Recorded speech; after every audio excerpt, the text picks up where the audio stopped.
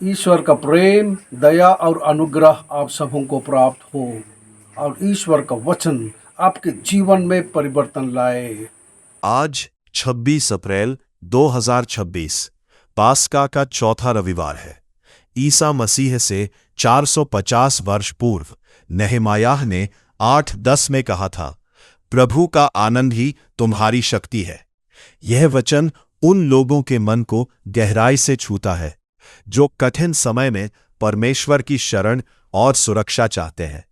ठीक उसी तरह आज भी हम पुनर्जीवित मसीह में सच्चा आनंद और शक्ति पाते हैं। पहला पाठ प्रेरित चरित्र से लिया गया है और यह हमें पतरस तथा अन्य प्रेरितों के बारे में बताता है जिन्होंने पहली बार 3000 लोगों को बपतिस्मा दिया।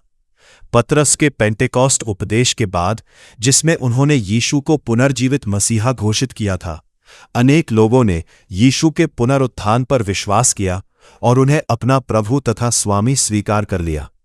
इसी घटना से कलीसिया चर्च का जन्म हुआ। जैसा कि यह पाठ हमें बताता है, भीड़ के हृदय पर इस बात का गहरा प्रभाव पड़ा। उन्होंने पश्चाताप के विषय में पतरस के वचनों पर विश्वास किया और बपतिस्मा ग्रहण किया। पेंटेकॉस्ट के पश्चात इसी प्रकार कैथोलिक कलीसिया का जन्म हुआ और 3000 लोगों ने मिलकर इस विश्वासी समुदाय का निर्माण किया। दूसरा पाठ संत पेत्रोस के पत्र से लिया गया है। उन्होंने इस सत्य की पुष्टि की है कि हम मसीह के घावों से चंगे होते हैं। पेत्रुस ईसाइयों से आग्रह करते हैं कि वे मसीह के उदाहरण का अनुसरण करते हुए अन्यायपूर्ण कष्टों को धैर्यपूर्वक सहन करें। ये इस बात पर जोर देता है कि भलाई करने के लिए कष्ट उठाना ईश्वर की दृष्टि में प्रशंसनीय है, क्योंकि मसीह ने हमारे पापों को धैर्यपूर्वक अपने ऊपर ले लिया। वे एक ओर तो बलिदान के रूप में हमारे बदले खड़े हुए और दूसरी ओर ईश्वर के निर्णय के प्रति निष्ठापूर्ण समर्पण का आदर्श बने और इस प्रकार विश्वासियों को पुनः ईश्वर की ओर ले आए। सुसमाचार में संत योहन हमें बताते हैं कि यीशु अपनी भेड़ों के लिए द्वार है।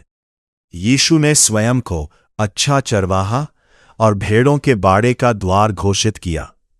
उन्होंने अपनी तुलना चोरों यानी उन झूठे लेने वालों से की जो चोरी करते हैं और विनाश मचाते हैं, और कहा कि वे सुरक्षा, सही राह और भरपूर जीवन प्रदान करने आए हैं।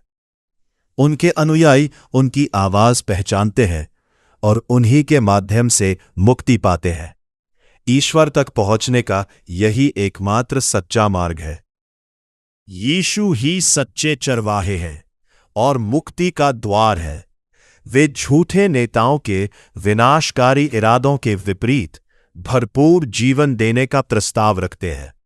आज के सुसमाचार के मुख्य अर्थों में झुंड की सुरक्षा, उनकी आवाज को पहचानने की आवश्यकता और आध्यात्मिक पोषण व सुरक्षा का वादा शामिल है।